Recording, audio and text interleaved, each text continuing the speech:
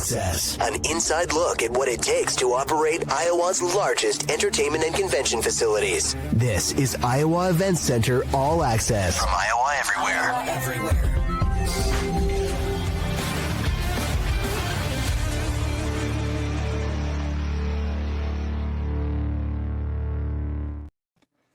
Hey, what's up, everyone? Welcome to another episode of All Access here on the Iowa Everywhere Podcast Network. We're presented by the Iowa Events Center, Wells Fargo Arena.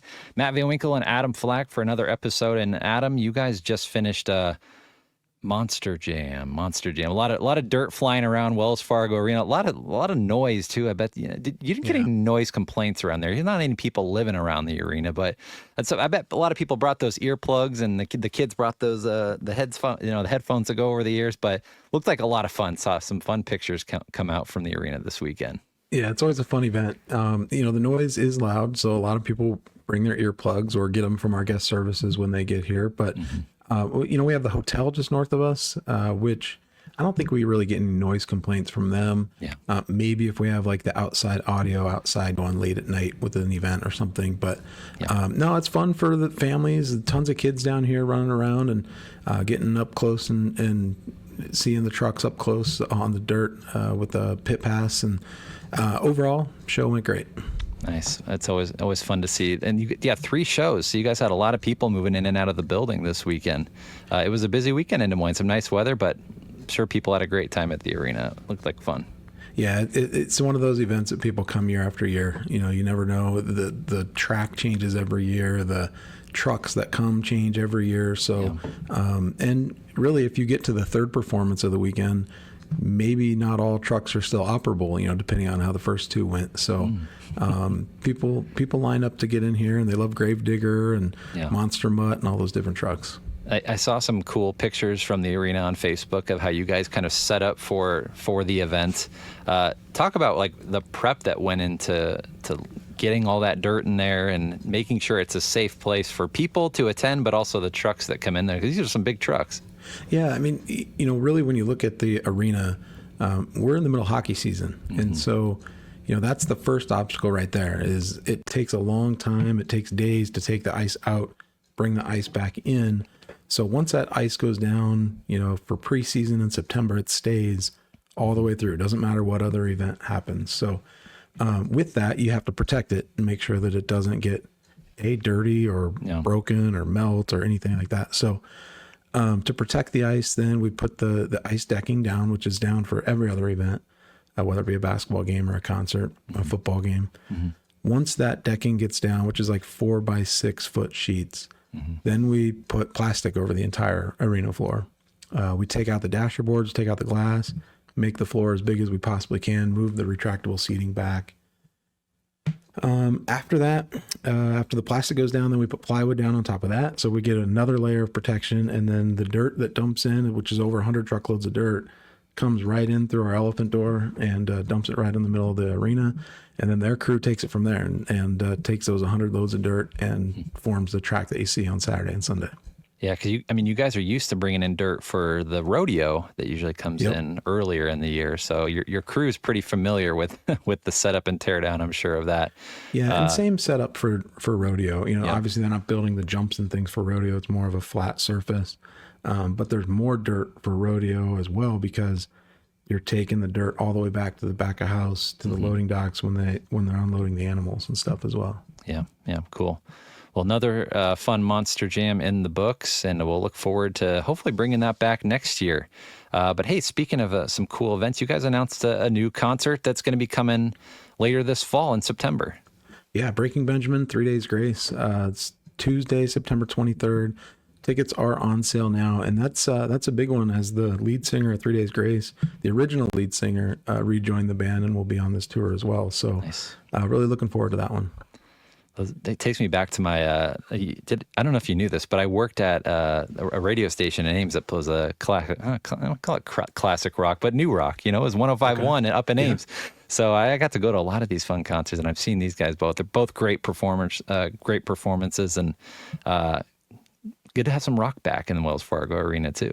Yeah, we had a little bit last summer, but it's been since last August, I think, since we've had rock. So getting these two bands back together, kind of a co-headlining show. Return to Dust is the opener for that show as well. So yeah, it's good to have something for everybody, with country, and we talked about Wild and Out in the past, and now with bringing some rock back in is nice. These are a couple bands that have been around for, probably going on 20 years too. So they've got quite the catalog and a lot of probably like diehard fans too. So cool. Rock and Roll back at Wells Fargo Arena, September 23rd. And those tickets are on sale now, right? Those are on sale now. Yep. And by the time the show gets here, we'll be Casey's Center. So that's right. We're still working on the transition plans for that. And, pretty much every show that comes up now, we have to order Wells Fargo Arena spots and Casey's Center spots. Because once July 1st hits, when we transition the name, then we'll have to have new creative and new artwork and new spots for everything.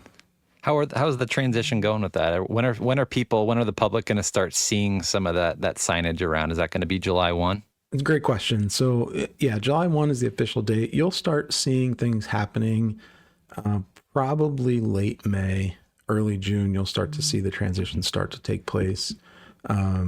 We still need to honor the Wells Fargo contract and get that as good as they've been great in terms of the great in terms of the transition and understanding what we have to do to get ready and prepare. But yeah, I would say late May, early June, you'll start to see things take shape. Awesome. Sounds good. Well, you mentioned Wild and Out, and I know you guys have an update. That was supposed to be this week, but I know there's been a postponement to that. You want to talk about the reasoning behind that, Adam? Yeah. So basically it comes down to some scheduling conflicts on the Wild and Out side. And so that show, which was originally scheduled for this Friday, April 18th, has moved to Friday, June 13th. People that have tickets for that April show don't need to do anything. The tickets transfer to the new date. No problem at all there. But yeah, unfortunately, some scheduling things came up and we can't avoid those. And so that show will move to June 13th. Got it.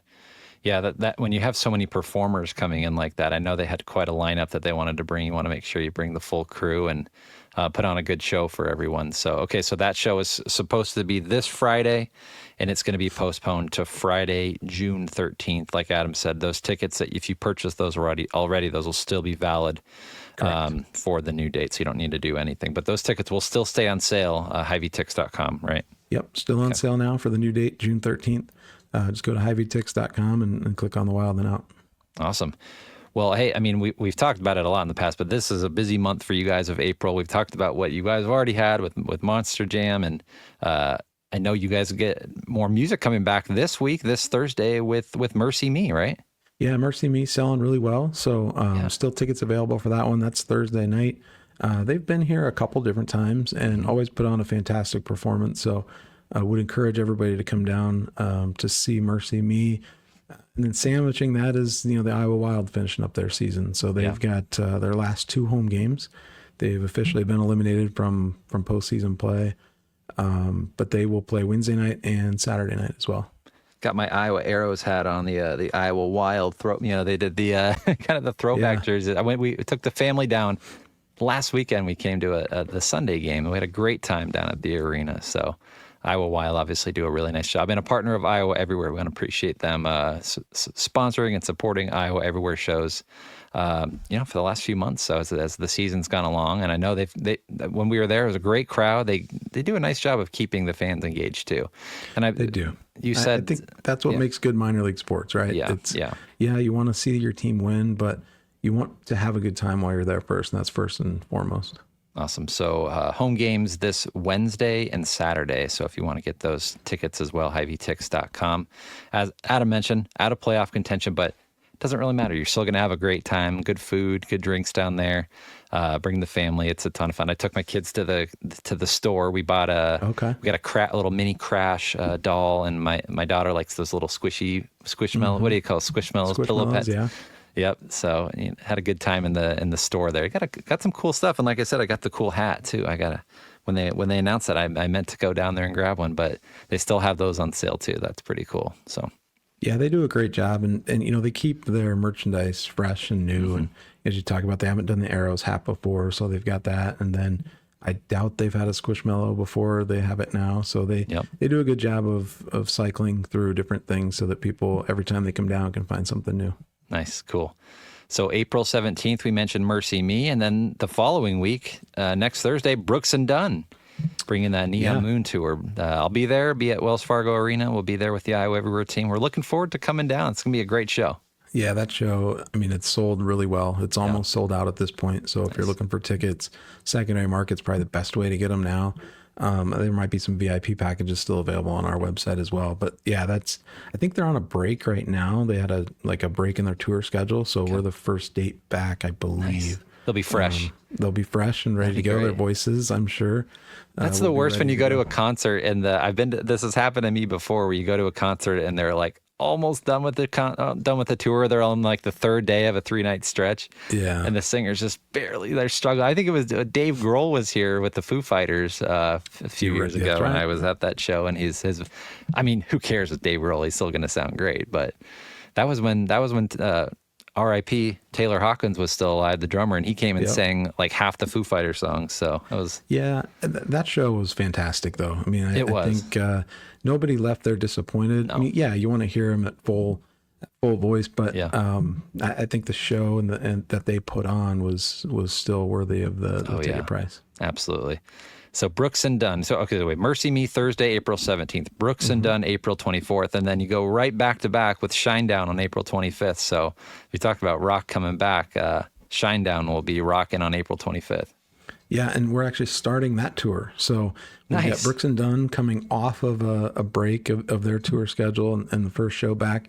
And then Shinedown's new tour, we're kicking off the tour here. So it's always pretty exciting. You know, they're setting up the set for the first time in an arena and getting ready for the show. And they don't have an extra day to do that since the Brooks and Dunn show was the night before. But Shinedown, they've been here as well. Great show, great performers. Looking forward to that one on the 25th.